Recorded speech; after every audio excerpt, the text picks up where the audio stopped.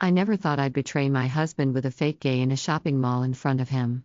I'm a 40-year-old Muslim woman, and I've been married to my husband for many years. It's a marriage that, like any relationship, has had its ups and downs. We've faced challenges, but we've always worked through them, at least. That's what I thought. We've had children together, shared our lives, and built a future. But there was a moment, one ordinary day that, in hindsight, wasn't so ordinary at all. It changed me. And I think it changed the way I saw myself, my husband, and the dynamics of our relationship. It all began with a shopping trip.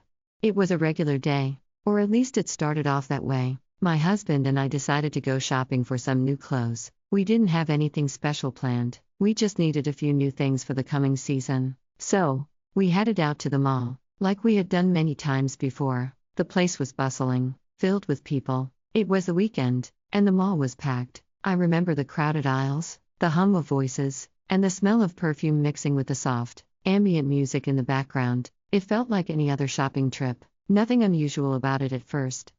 But as we walked around, I began to notice that something felt different. My husband wasn't as present as he used to be. We've always had a sort of comfortable silence between us, but today it felt different. He wasn't really paying attention to what I was doing or what I was saying. His mind seemed elsewhere. I could see him on his phone, typing away and talking to someone. Maybe it was work, maybe it wasn't, I didn't know. But what I did know was that he wasn't really here with me, and I couldn't help but feel a little invisible. It wasn't his fault, he wasn't doing anything wrong, but I couldn't shake the feeling that we were slipping into some kind of distance. I wanted him to engage with me, to notice what I was doing, but instead, it felt like I was just another task on his list, like shopping was something he had to do rather than something he wanted to share with me.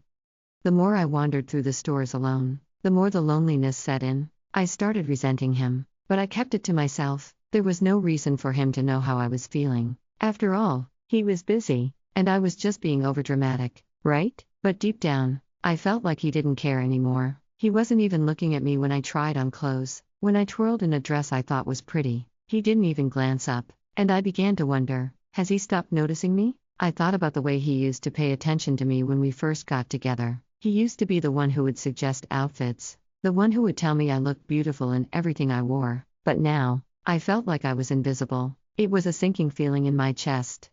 Then, as I continued to wander the store alone, something unexpected happened. I met a man, someone who, at first glance, seemed like just another shopper, like me. But this man, he wasn't just a passerby. He came up to me with a smile and a friendly greeting. His name was Jason. He was a man in his late 20s, maybe early 30s, and he introduced himself casually as we talked about the clothes I was holding. At first, I wasn't sure what he wanted, but then he offered to help. He started picking out dresses for me, suggesting colors and styles that would suit me. His suggestions were kind, and more importantly, they made me feel seen. He wasn't just offering suggestions like a store assistant, but he was actually listening to me.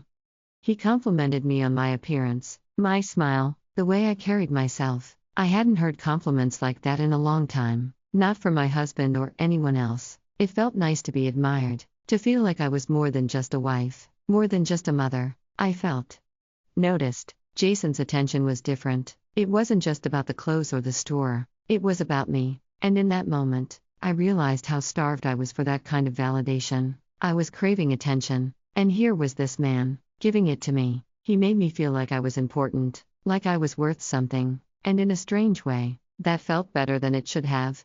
He told me he was gay. At first, I didn't know why he felt the need to share that with me, but something about it made me trust him more. I think, in my mind, I thought, he's gay, he's not interested in me like that, this is safe. I know now that I used that as an excuse, as a reason to let my guard down. I thought I had nothing to worry about. He was just helping me, giving me attention in a way that felt innocent. I was wrong, but in the moment, I didn't see it. I allowed myself to become comfortable with him, maybe too comfortable. I stopped feeling self-conscious about my appearance and just enjoyed the way he made me feel. He didn't just comment on my looks, he told me that I had a great personality, that I was someone worth getting to know. He made me feel like I mattered. And that feeling was addictive. Meanwhile, my husband was still on his phone. He was distracted, not paying attention to me. He didn't even notice when Jason started talking to me. When Jason got closer, and I didn't mind that Jason was standing next to me. advising me on which dress would look best. I didn't mind that he was standing so close, close enough that I could feel the warmth of his body. I didn't mind when his hand brushed mine as he handed me a dress. It felt natural, it felt comforting, and it felt safe, or at least I told myself it did. But the more time we spent together, the more I started to feel a connection with him. He was attentive, kind, and he seemed to genuinely care about my well-being. He wasn't like my husband at that moment. He wasn't distracted or absent, and I began to appreciate that. I began to crave it. I didn't realize at first how far I had let myself go into this fantasy, this bubble of attention that Jason was creating for me. I thought, it's harmless. He's gay. He's not interested in me that way. But as the time went on, my judgment began to cloud. The boundaries that I had set in my mind started to blur. I didn't want him to leave. I didn't want this moment to end, and I didn't stop him when he got closer, when his hands grazed mine, when he touched my shoulder in a way that felt more intimate than it should have. And then, in the middle of it all, it happened. It was so sudden, so unexpected. Jason leaned in closer, his lips near my ear, and whispered something sweet, something comforting. It wasn't just the words that he said, it was the way he said them. In that moment, I felt seen. I felt wanted, and without thinking, without stopping to consider the consequences, I let myself be swept away. The guilt didn't hit me then. It didn't hit me in the moment. All I felt was the rush of adrenaline, the thrill of something new, something that I hadn't felt in a long time. And in that rush, I crossed the line that I can never uncross. I cheated on my husband that day. It's hard to explain how that happened. It wasn't planned. It wasn't something I set out to do. But in the heat of the moment, I didn't think. I didn't stop. I didn't consider what this would mean for my marriage, for my family, for myself. And as soon as it was over, I was left with a heavy weight of regret, a weight I didn't know how to carry. I remember feeling numb, like the world had shifted around me, and I couldn't make sense of it. The guilt consumed me. It wasn't just about the act itself. It was about what I had done to the trust that my husband and I had built over the years. I had betrayed him, and I had betrayed myself. I couldn't tell him. I couldn't bring myself to confess what I had done. How could I? How could I face him knowing that I had crossed that line, knowing that I had hurt him in the worst way possible? The thought of it terrified me.